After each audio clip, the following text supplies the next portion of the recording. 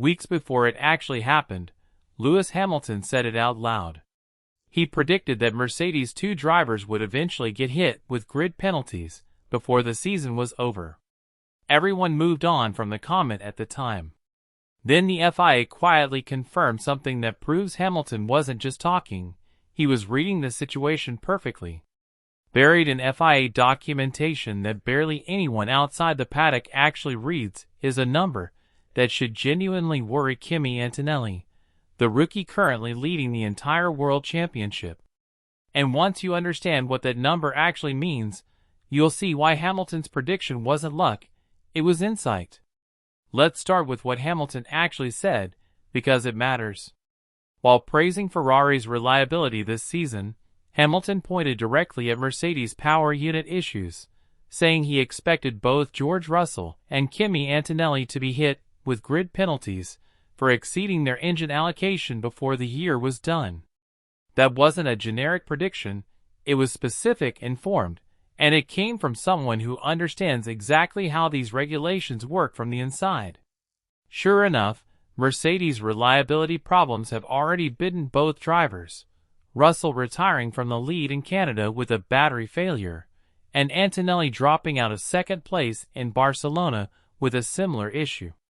But here's where the story goes even deeper than just engine penalties, because Antonelli isn't only dealing with reliability-related grid drops, he's also quietly accumulating something far more dangerous: penalty points on his FIA Super license. Most fans have no idea this system even exists. Every time a driver commits an on-track infringement, alongside whatever time penalty or grid drop they receive, they also collect penalty points. And once a driver reaches 12 points within any rolling 12-month window, the consequence isn't a fine anymore. It's an automatic one-race ban. Now here's exactly where Antonelli's situation gets genuinely serious.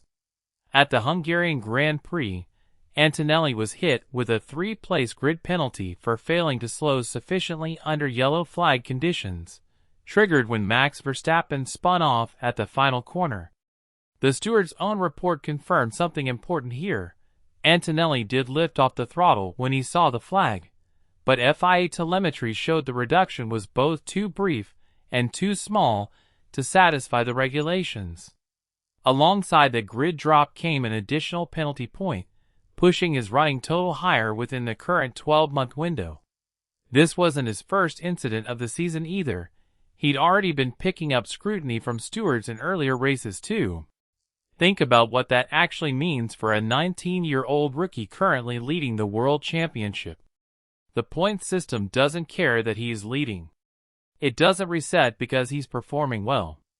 Every marginal racing incident for the remainder of this season, every contested defensive move, every borderline call that goes against him instead of in his favor, brings him one step closer to a suspension that could realistically end his championship challenge in an instant, regardless of how many points he's built up on the actual scoreboard.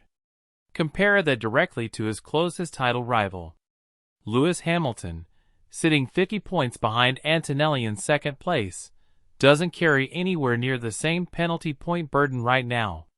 That creates a genuinely uneven pressure situation heading into the second half of the season. The driver with the biggest championship lead to protect is simultaneously the driver with the least margin for error when the stewards start reviewing marginal incidents, and in a season already defined by aggressive, inconsistent officiating, according to multiple team principles, that margin matters enormously. There's a psychological weight to this too that's easy to overlook from the outside. Antonelli now has to race every remaining lap of this season with the steward's room sitting quietly in the back of his mind. Every wheel-to-wheel battle, every defensive line into a braking zone, every split-second decision at over 200 miles an hour now carries an invisible extra layer of risk that Hamilton, sitting behind him in the standings, simply doesn't have to calculate in the same way. That's not a small psychological burden to carry into a title fight as a teenager in his rookie season. So what does all of this actually mean heading into the remaining races of 2026? Mercedes, and Antonelli now have to manage a genuinely difficult balancing act, racing hard enough to defend a 50-point lead over one of the greatest drivers in the sport's history, while staying disciplined enough to avoid triggering the kind of marginal, borderline penalty that could push him meaningfully closer to that 12-point ceiling. And Hamilton, whether intentionally or not, saw part of this coming before almost anyone else did, correctly predicting reliability penalties for Mercedes weeks before they actually materialized on track. Nobody expects Antonelli to actually reach a race ban this season. The math still favors him having room to work with. But the margin for error is thinner than a 50-point championship lead might suggest to a casual fan scrolling through the standings. Every incident from this point forward carries weight far beyond just the immediate grid position or time penalty attached to it. Let me know in the comments. Do you think Antonelli's penalty points become a genuine factor in deciding this championship? Or is this being overblown given how far he technically still is from the actual threshold? Subscribe for more, because when a rookie leading the championship is racing under this kind of invisible pressure, this story deserves to be watched a lot more closely.